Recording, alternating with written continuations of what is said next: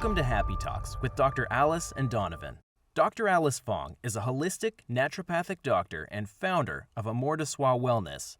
And Donovan Jensen is a software engineer and founder of HowToHappy.com. Together, they're out to cause more happiness in the world. Hello, everyone. Welcome to Happy Talks. My name is Dr. Alice, and this is my awesome co-host, Donovan. And today I have a very special guest, Annette Marinaccio. She is here, and she is a CPA, but she also wrote and published a spiritual book called Your Soul Focus, which we'll learn a little more about in this episode today. So please welcome Annette. Thank you for joining us.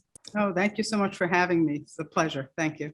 Great. Well, yeah. So tell us a little about your background, because, I don't usually think of like spiritual when I think of CPA. So I just would like to hear the story of, how you got to doing what you're doing. Sure, absolutely. And you're absolutely right. There doesn't seem to be a great intersection between being an accountant or a CPA and the spiritual end of things. So I don't really find myself in that world too much. I'm a healthcare executive in New York, and I absolutely love what I do. But sort of separate from that, after my mother-in-law died, which was 2006, she became quite intent on showing me and proving to me that there is an afterlife, that she's actually still here. And that took a while for me to accept. And it wasn't that I was skeptical. It was just that I really hadn't thought about it. I just hadn't thought about it. I was, busy living my life and my stressful life. And, so after I accepted it, which took quite some time, that, wow, she's still here, then I really became intent on, well, wait a minute. If we go on, if there's really such a thing as the afterlife, then what exactly are we doing here? Like, what is this all about? I don't even understand this. So I spent about 4 years really diving into that spiritual world, that metaphysical world, and understanding everything I could, and speaking to hundreds of people and taking classes and reading everything I could get my hands on. And then, something at the end of the 4 years, I sort of had a pretty good handle on what life was about. And I sort of redirected my life, but I put that in the back of my mind. I continued with my CPA stuff. But what I found is that the universe would put me in the path of people who needed like a piece of what I had learned. And I'd be able to like pull it out and say, oh, I think this is what you're going through, and this is probably why. And I started finding that was so helpful to people. It would just turn their lives around. And for a CPA, that was really quite rewarding. Because, in my regular work day, I don't typically get a lot of praise for changing someone's life. So when I was getting that kind of feedback, I was like, oh my goodness, this is really great. I think what I'm supposed to do is consolidate it into a very usable, digestible format so that anybody can refer to it whenever they want to. And so that's why I put out the book this year. And I put it out earlier this year, and it's been so well received for just that reason. It's very relatable and understandable because I'm an accountant. So it's written like an accountant might write something very practically.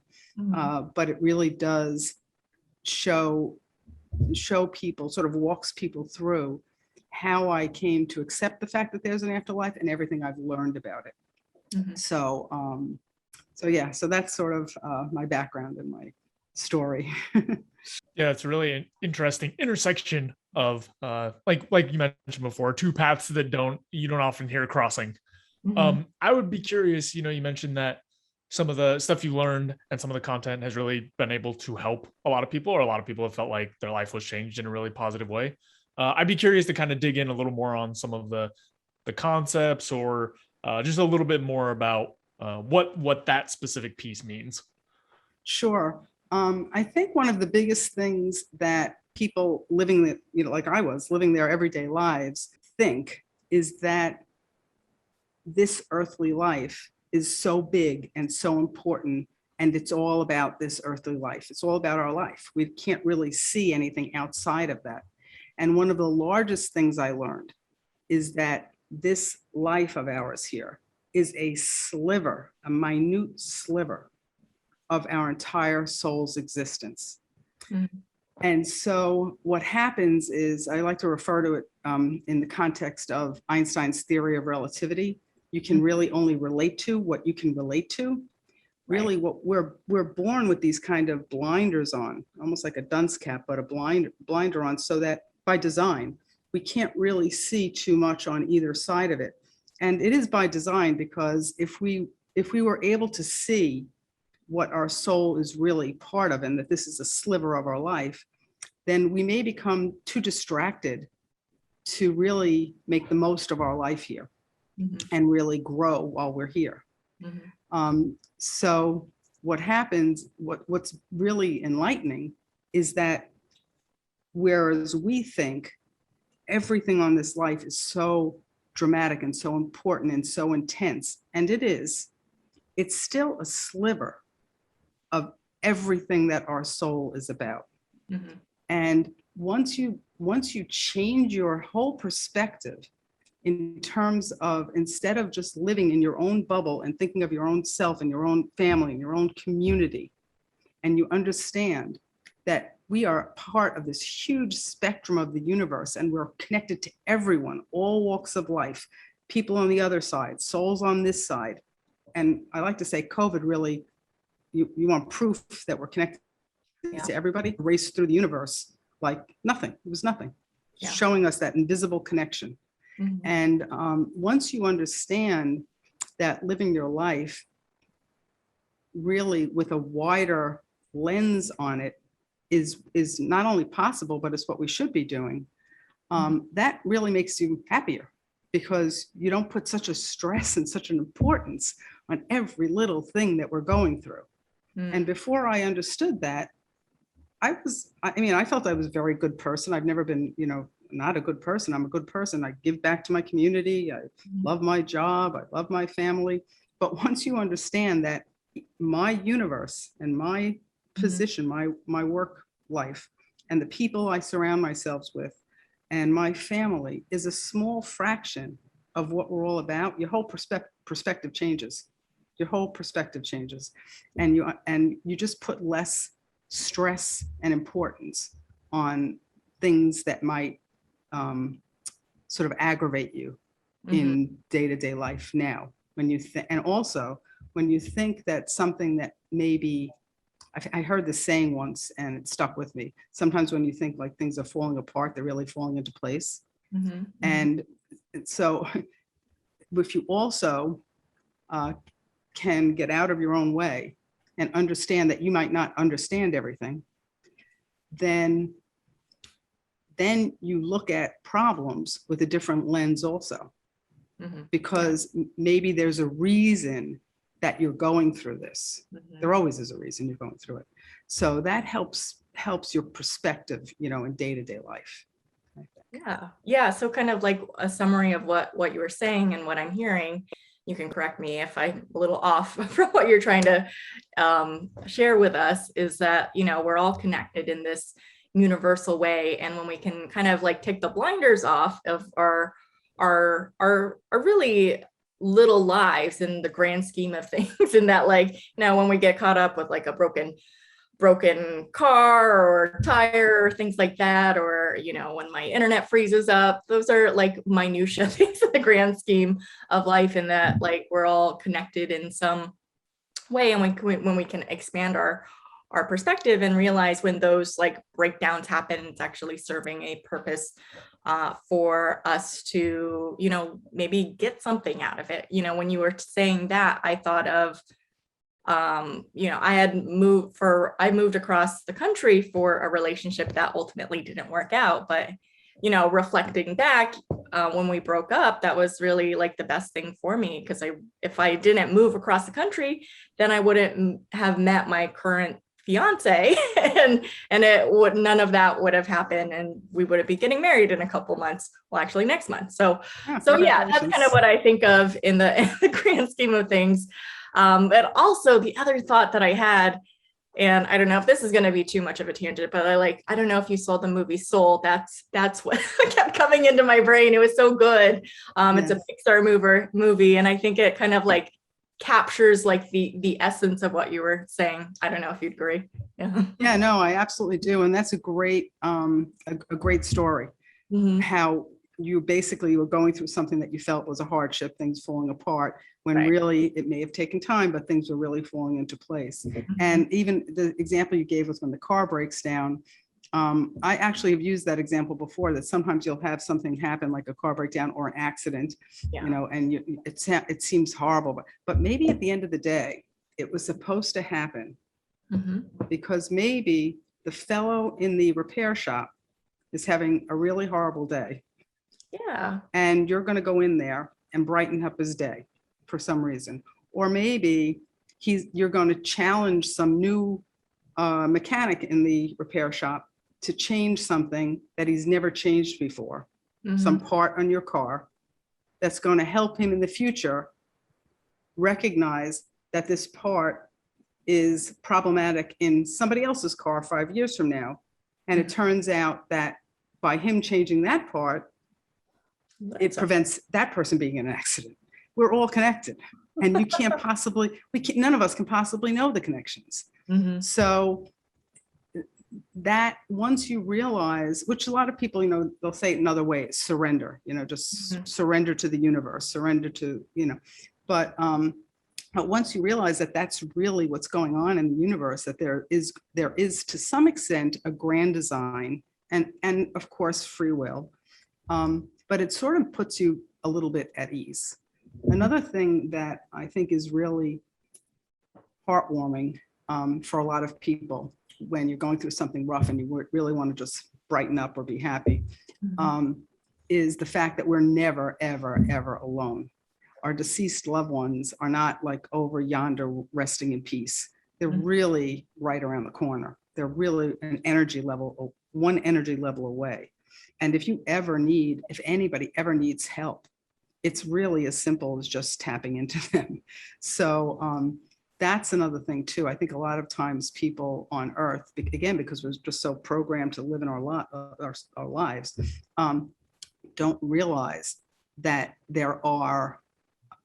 we are connected not only to each other and all the other souls on Earth, but also to all the souls of the universe. And the souls in the universe want us to succeed.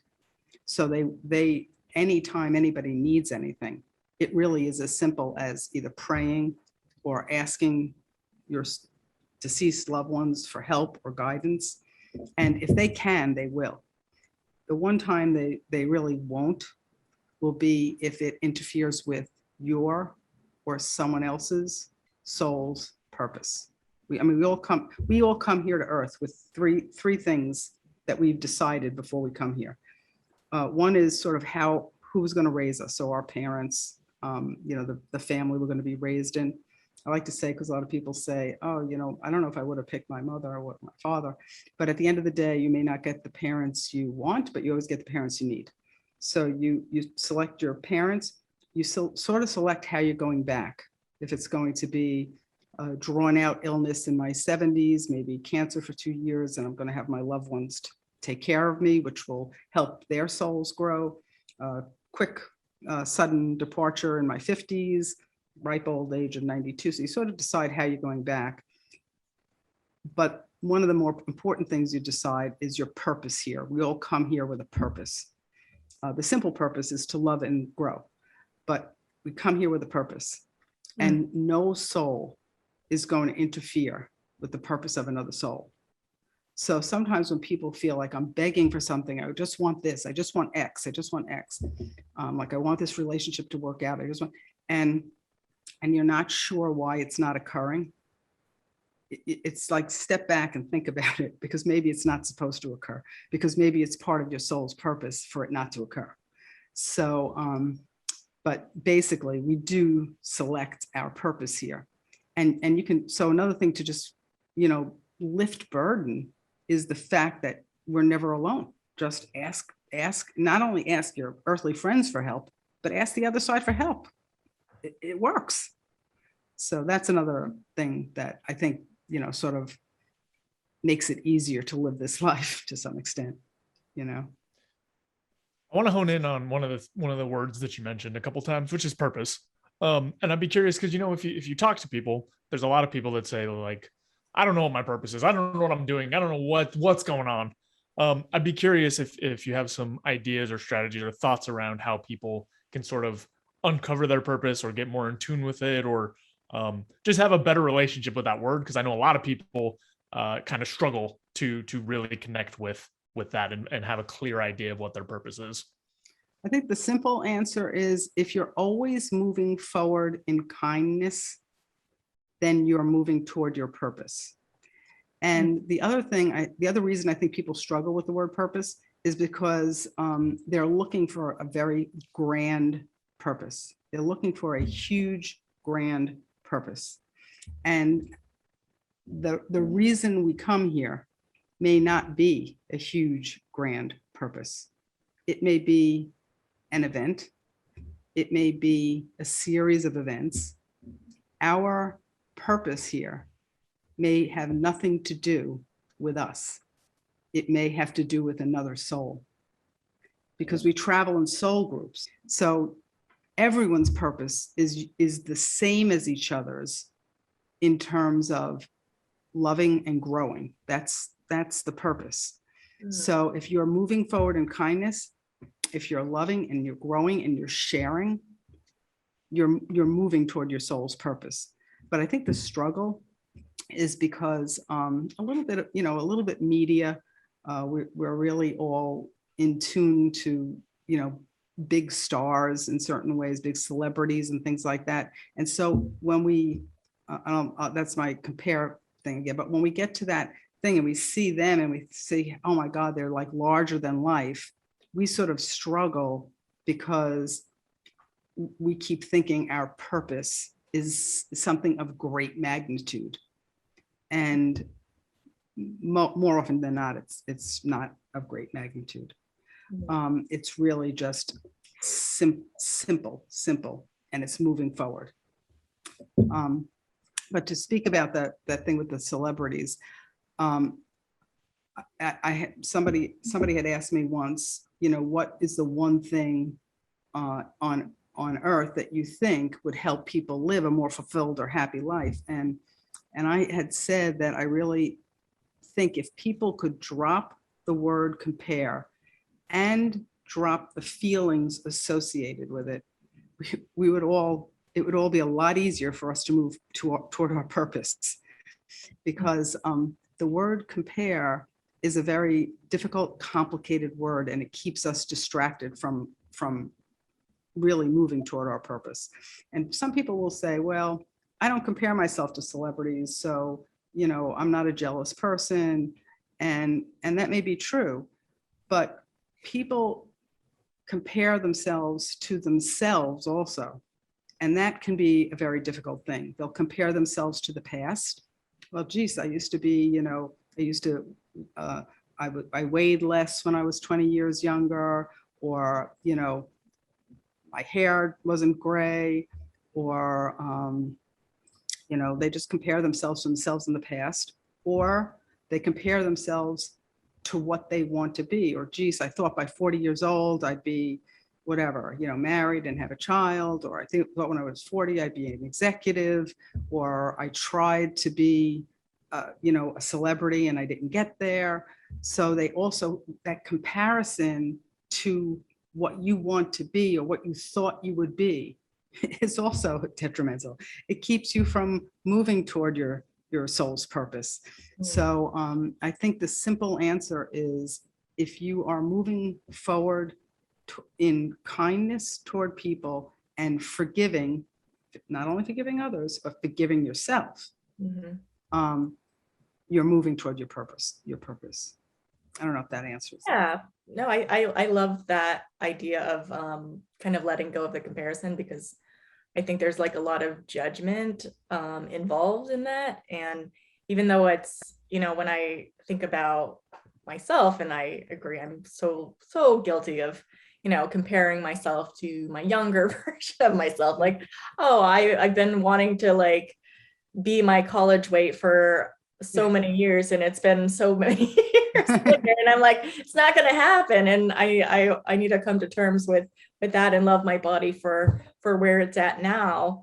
And yeah, I think it could really just give people a sense of freedom. But also when when you talk about purpose being like, it doesn't have to be this grandiose thing, it's just like moving forward, moving with kindness. It takes a lot of pressure off ourselves, I think, to just be able to enjoy life better. And I think that's valuable in itself. Yeah, I think because when we come here, we see our life as a beginning and an end, like it ends. And so there's a pressure to achieve our purpose in the span of that, whatever it is for us, 50 years, 70 years, 90 years. And that's a pressure. But when we go back to that thing I said initially, that this is a sliver of the continuum of our soul, is not really great pressure. All we're trying to do is move the needle, a drop. That's all we're trying to do. So the perspective of this life being all there is versus this is a portion. It's an important portion, but it's just a sliver of our entire eternal soul. It does take a pressure off you, you know, because it's just sort of like you're going to do the best you can. Yeah.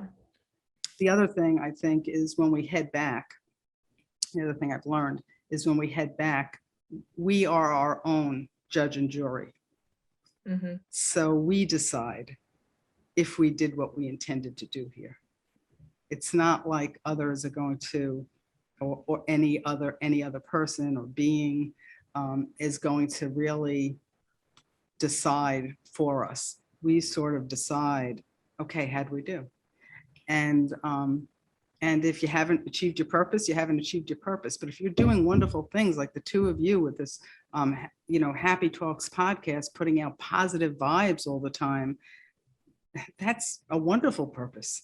So, I mean, moving toward putting anything that raises the vibrational energy of the earth in a positive direction, that's obviously a wonderful purpose. So, yeah. Yeah.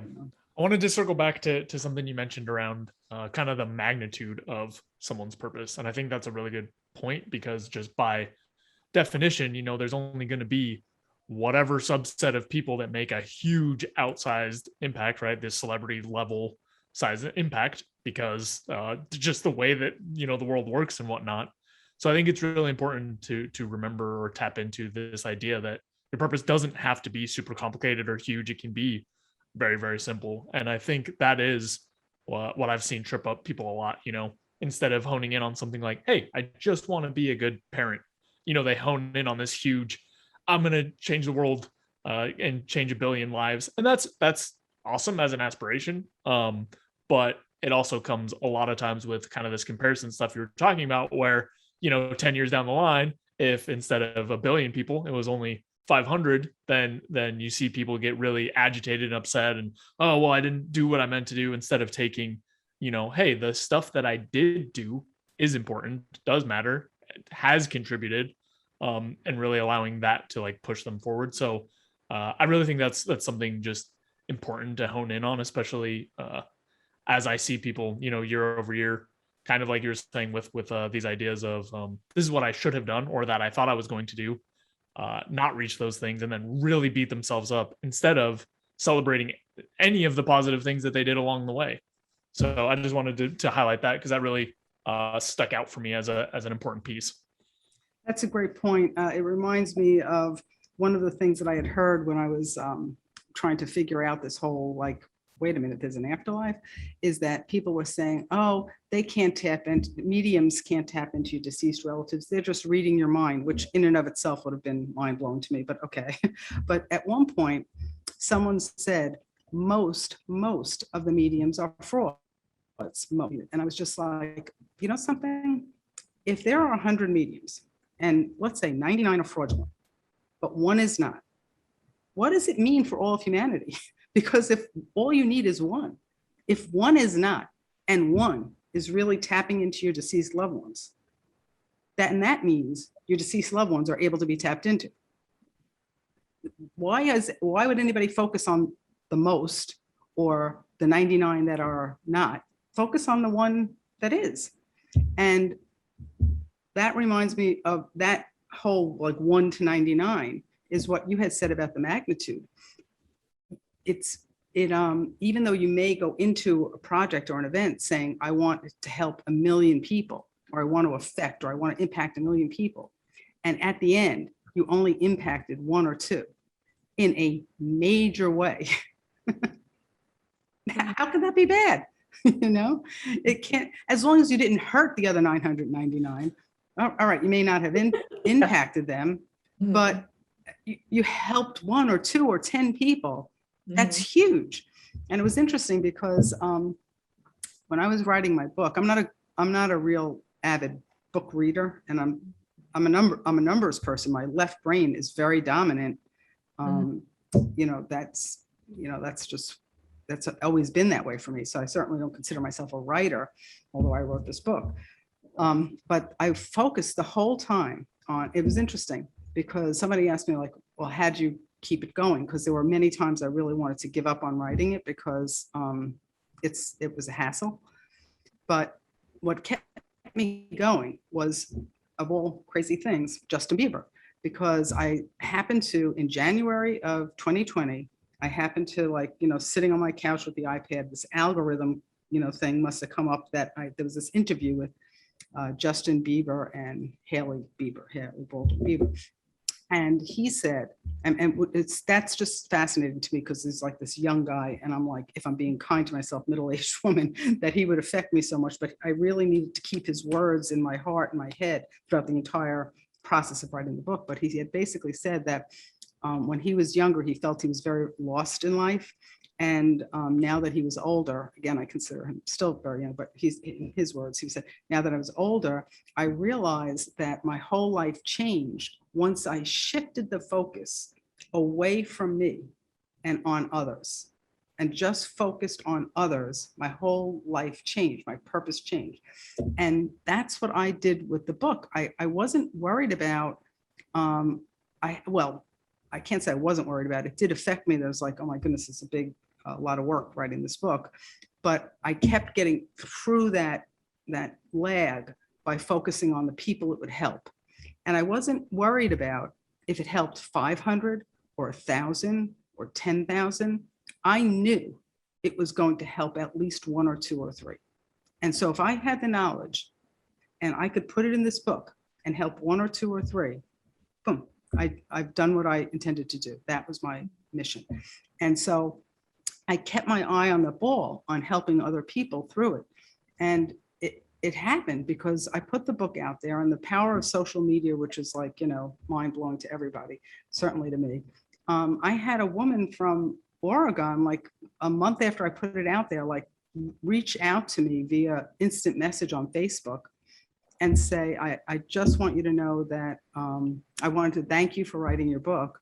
My adult son, I lost my adult son, he died 2 years ago, and I came across your book, and it comforted me, and my perspective changed on his death.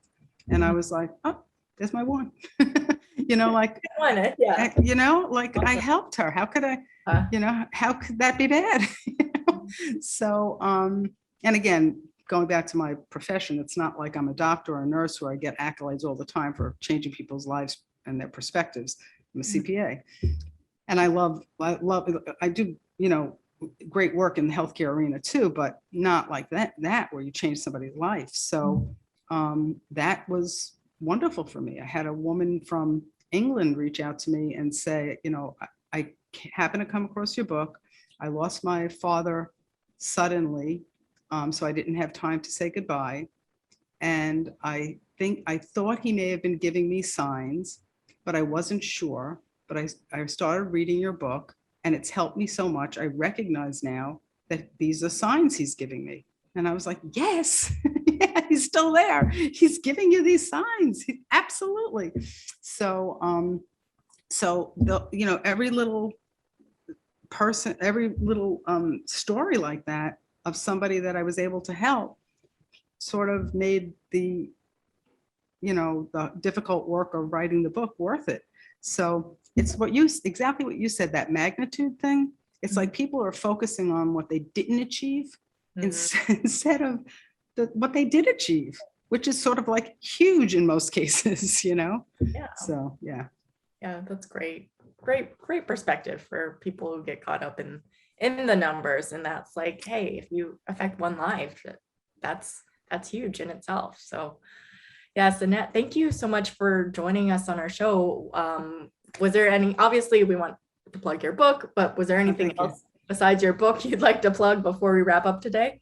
No, that's it. It was interesting. Somebody else had said, I was interviewed a couple of months ago and somebody said, so what else can we expect from you? As if I'm trying to brand myself in some way or something. And I was like, well, no, that's it. That's nothing. Because, I basically needed to put the book out there because I knew it had the right information. And I'm not an author. It's not like I'm going to be writing, although people say, oh, never say never. I don't think I'm going to be writing more books. I just really wanted to get the word out there that it's not all about this life here, and for people to sort of keep that in mind or keep that perspective. And hopefully they do what you guys are doing, do happy, wonderful things for people out there and help the universe and raise the vibrational level, and all good. Thank you. Oh yeah, well, thank you. And yeah, for those tuning in, that book again is Your Soul Focus. Check it out. And thank you again, Annette, for joining us. Thanks so much for watching. If you enjoyed this video, be sure to like it and then go and subscribe to my channel and ring the bell so you get notified when the next video comes out. If you check out in the description below, go to my website where you can get my free fast and easy guide to stress relief. Thanks again for checking us out, and we'll see you next time.